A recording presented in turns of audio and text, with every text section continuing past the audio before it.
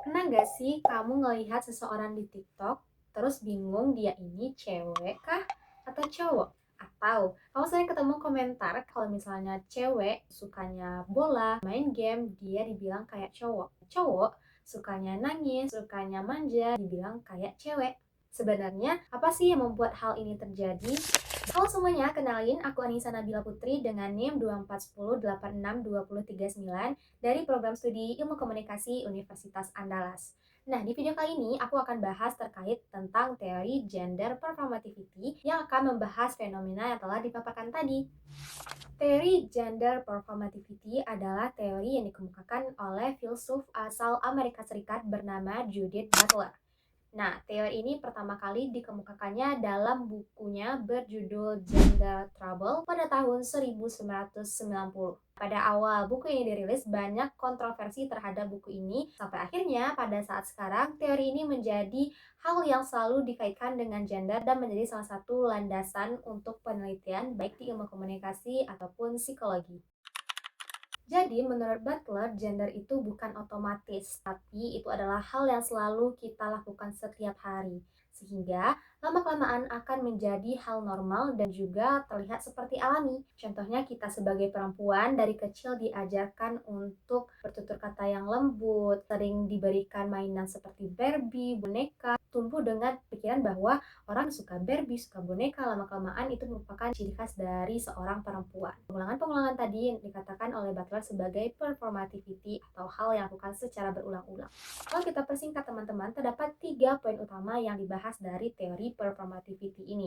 Yang pertama, gender adalah suatu hal yang bukan bawaan lahir. Jadi tidak ada sifat alami atau sifat dari laki-laki sejati ataupun sifat dari perempuan sejati yang dapat kita universal atau diterapkan untuk semua orang.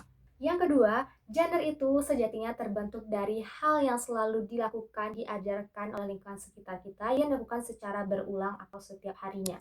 Yang ketiga adalah orang-orang yang menentang, melawan norma gender yang telah ditetapkan cenderung akan mengalami tekanan sosial.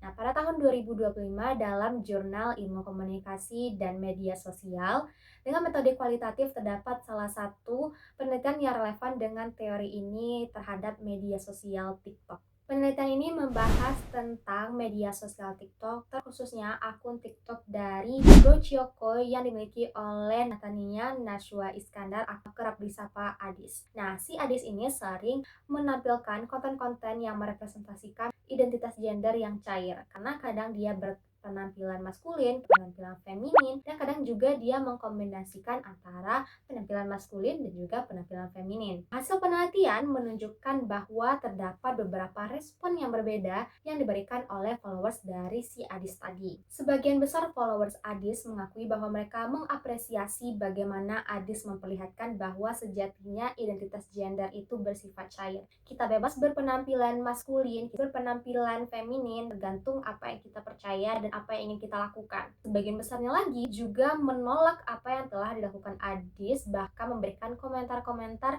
yang juga mencoreng dan mengejek nama Adis ini, menganggap Adis ini adalah orang yang aneh. Walaupun teori ini dikemukakan pada tahun 1960, apa yang dialami oleh Adis memperlihatkan bahwa sampai sekarang teori ini masih relevan untuk kita lakukan menghadapi isu-isu gender ini. Media sosial seperti TikTok tadi memperlihatkan bahwa kita dapat memahami dan juga mengubah pola pikir kita terkait isu-isu gender. Orang-orang yang telah merasakan bahwa dirinya memiliki identitas gender yang dirasa menantang ataupun melawan norma gender yang telah berlaku juga dapat perform dengan bebas bagaimana mereka mengekspresikan siapa diri mereka sebenarnya. Namun, di sisi lain, media sosial juga menjadi hal yang membuat kita berpikir bahwa norma gender itu masih kuat dan masih hidup lewat komentar-komentar negatif dan juga statement dari orang-orang terhadap isu gender. Nah, teman-teman, sebagai mahasiswa ilmu komunikasi yang tentu bergelut dengan bidang media, dengan interaksi sosial masyarakat, penting bagi kita untuk memahami terkait teori gender performativity ini. Sebagai generasi muda, kita juga punya peran besar untuk membentuk, menyebarkan, ataupun mengubah norma-norma itu. Sekian video dari saya, semoga bermanfaat dan terima kasih. Wassalamualaikum warahmatullahi wabarakatuh.